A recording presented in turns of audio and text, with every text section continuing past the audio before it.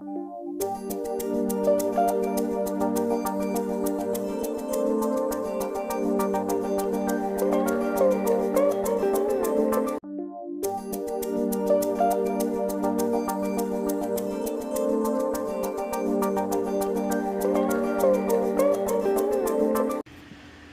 seeing as how today, when this gets posted and when most of you will see this, is the 20th anniversary of the first time I began reviewing movies as a profession, I figured today, why not talk about some of the movies that have either inspired me or have influenced me in my life to give me a better understanding of movies. And it's some of these movies that I have here today that made me the person that I am today. Now, when I say some of these movies, the one thing that you have to keep in mind about this particular list that I'm about to do here is that this is not a usual top 10 list from me. The movies you're about to see are not in any particular order. They're not ranked. They're just 10 movies I can think of off the top of my head of movies that really inspired me and got me to this point that where I'm at today. So that's kind of a little bit of the word of warning, if you will, for this particular list. So without further ado, these are 10 movies that I have seen in my lifetime that have inspired me to get to this point that I'm at today. And the first one really is not much of a surprise, as I talked about it in extensive length yesterday on the Talk About the Movies 20th Anniversary Special, Free Willy 2, The Adventure Home. And I know that might sound like a weird one to start off on, but if you don't know the story, it was the first movie I remember going to see when I was a kid. I was 6 years old in 1995, and Mighty Morphin Power Rangers, the movie, was the big movie that I wanted to see, but we went to see Free Willy 2 instead. And the reason why this movie held such a lasting impact on me was because A, it was the first movie I ever saw in a theater, as I said before, and B, it was a movie I remember not liking coming out of it. I remember thinking to myself at 6 years old, wow, that was pretty bad. And I supposed to like these type of movies when I'm little, and I came out not liking it. It was very weird, but then again, I thought this was the worst thing that Free Willy could ever spawn, but later on, that wasn't the case. I mean, have you ever seen that terrible animated series from the 90s?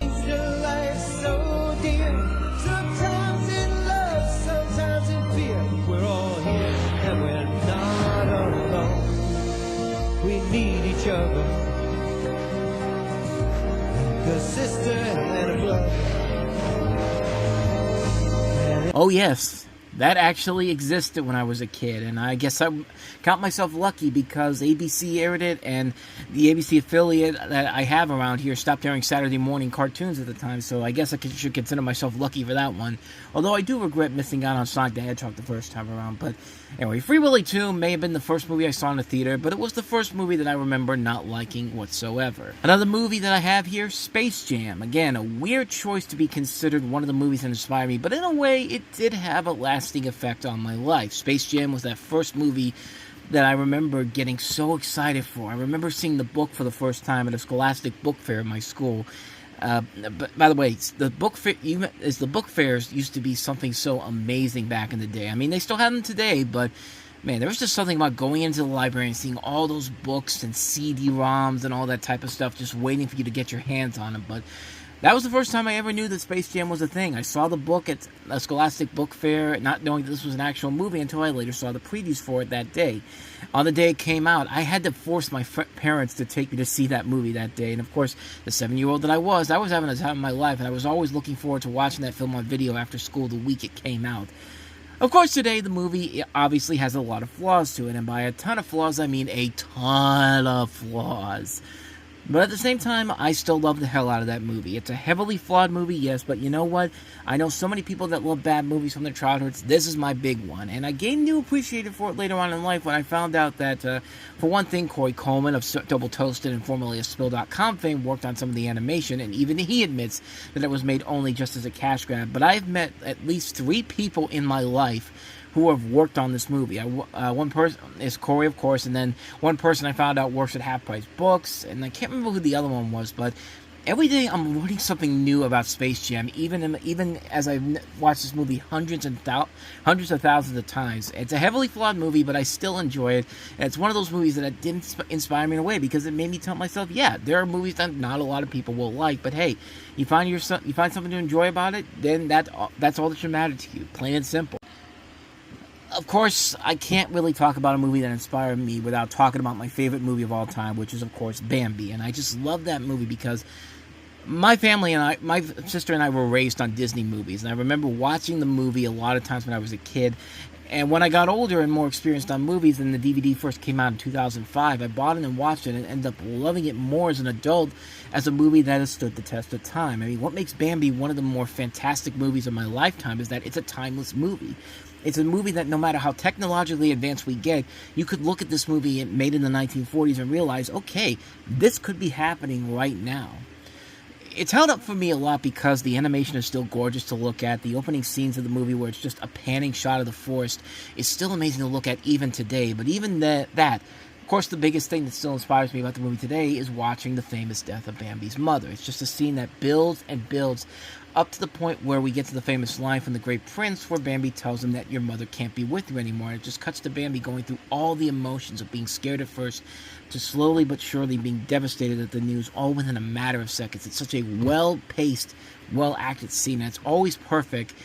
And then it cuts to the happy song about spring and love, because we need you to totally forget about the deep, dark scene that just happened a few moments ago. I mean, that's one of the few things I really don't like about that movie, is the fact that it just has that bad cutaway right there. And I know, in fact, that kids probably will have questions about that scene in particular where Bambi's mother dies. And personally, I never had to ask my parents about that scene in general. I just really, like, as I said before, that scene in particular, just stop it after the snow and then go watch Bambi 2 and then come back to it, and it's a better transition than that movie, than the way the movie presented it. But Bambi inspired me because of how well it stood the test of time. It was a movie that for the most part didn't stand out. It let these real big life situations stick out in the open, and at the same time found a way to be both entertaining and fun, not just for kids but for adults as well. It's one of Disney's greatest triumphs and one of the movies that inspired me to where I am today. Another classic movie of mine, Who Framed Roger Rabbit, one of my all-time favorite movies. It's one of those rare achievements in movie history that not a lot of movies are able to accomplish. For one thing, you have some of the most famous cartoon characters in history appearing together on screen, such as Bugs Bunny and Mickey Mouse together. I mean, when are you ever going to see that happen again?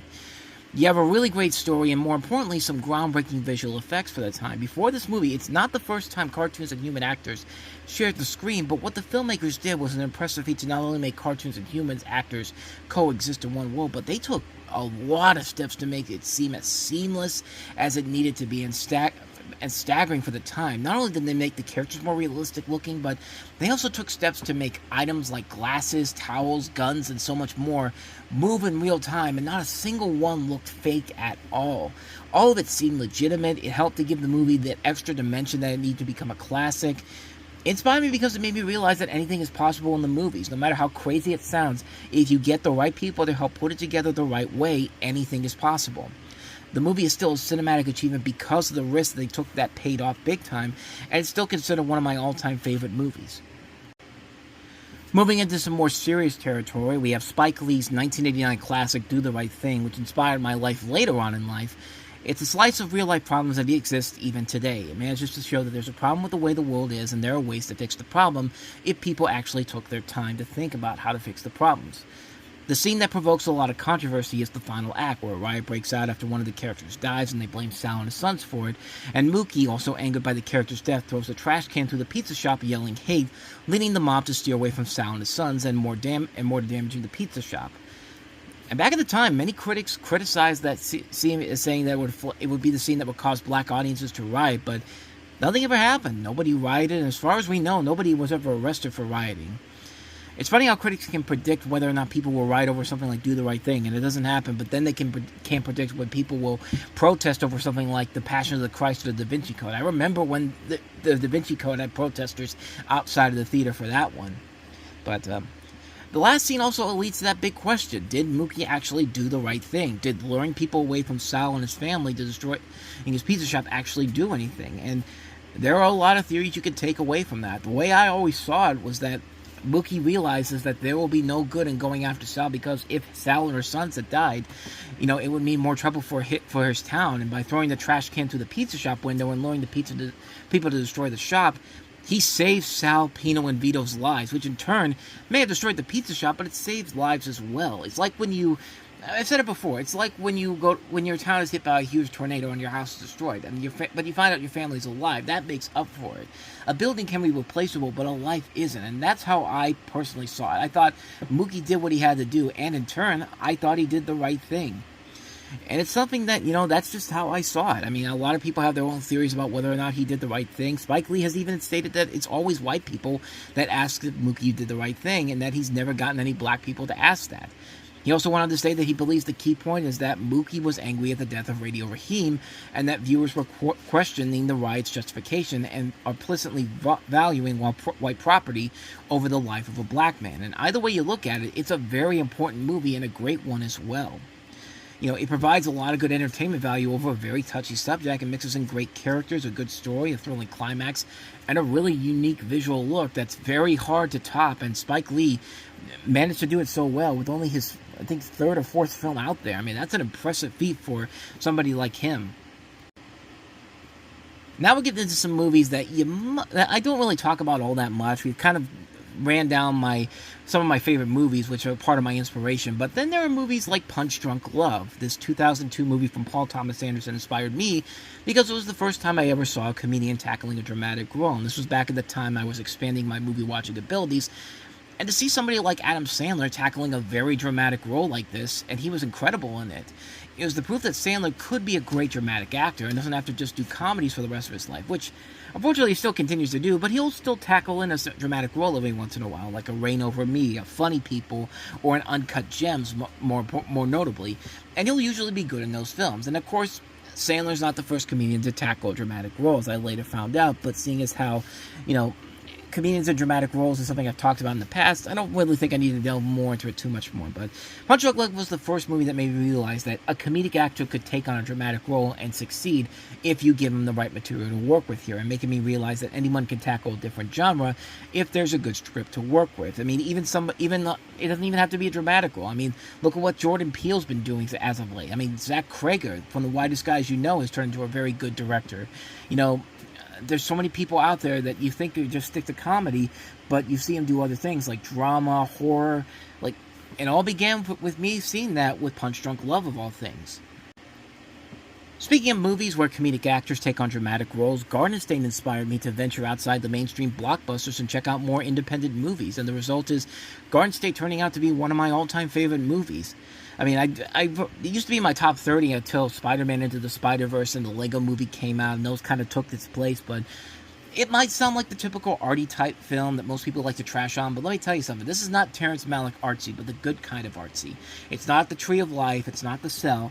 It's the kind of art film that doesn't go overboard with its bland characters and a predictable story. It's very clear about what kind of a movie it's trying to be. And for the most part, it succeeds. It's a movie that has a lot to say. It asks questions. It makes you wonder. It's a hard thing for a movie like this to do, and you get so invested in what's going on, you want to go along with it on the ride.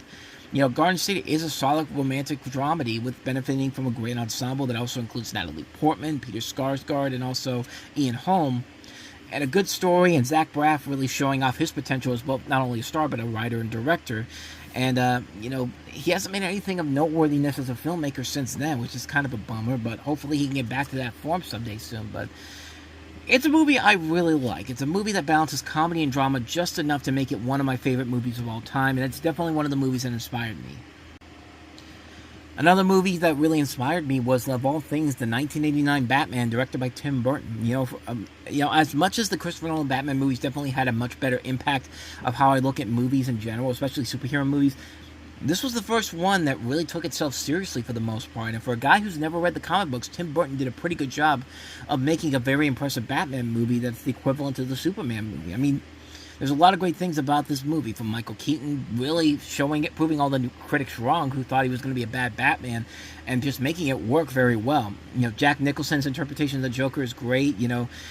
A cast that also includes Kim Basinger, Robert Wuhl, Jack Palance, Billy Dee Williams, Pat Hingle, Michael Gough, just excellent cast. The film just looks beautiful to look at, and this is what Gotham City should look like. These sets do feel like that they were built on set at a place where they've shot most of the James Bond movies and Superman films at Pinewood Studios. You never see CG scenery that shows up in so many, you're not seeing CG scenery that shows up in many movies today.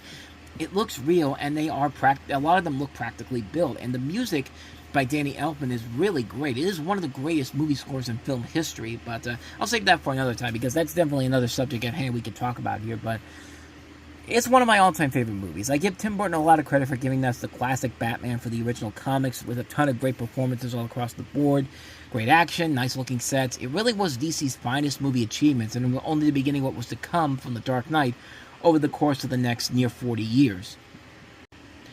Another one of my favorite movies that really inspired me was The Weatherman, a movie that most people probably have never heard of, but they missed out on a gem of a film that came out in 2005. It starred Nicolas Cage and at his best role probably for me since leaving Las Vegas. I know I stated that Cage has not been the greatest of actors in the past, but when he gets a really great role, he knocks it out of the park, and The Weatherman is such a terrific role for him. It's got a brilliantly acted, well-written cast, and also includes Hope Davis, Gil Bellows, Nicholas Hoult, and Michael Caine, directed by Gore Verbinski. It has a lot of nice cinematography, a good story, great dark comedy, and I never get bored watching it.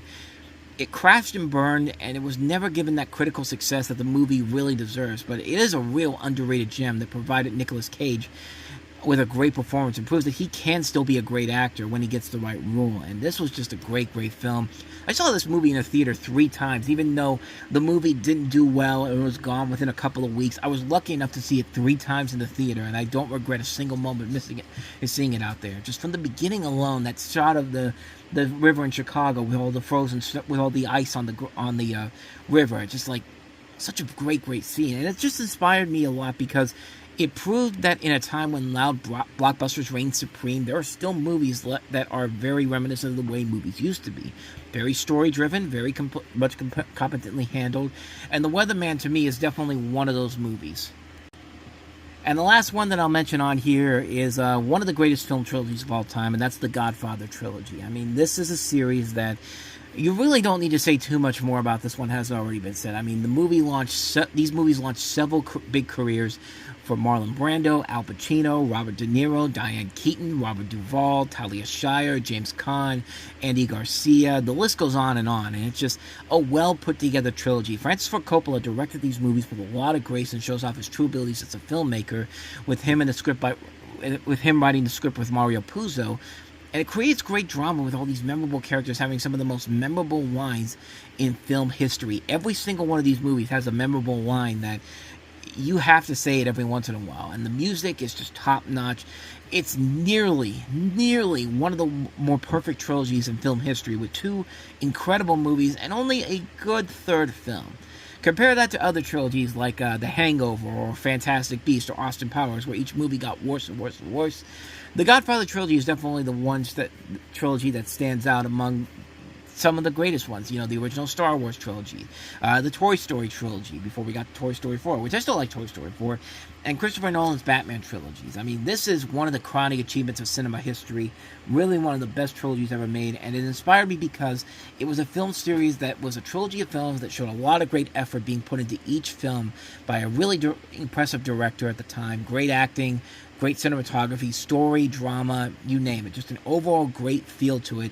It really was a rare thing that we will never see be done again. As much as they want to try to do something like this all over again, it's going to be really hard to top what Francis Ford Coppola did with the Godfather trilogy as a whole. It's one of the greatest achievements in films, and these films are very high up there for one of my all-time favorite movies.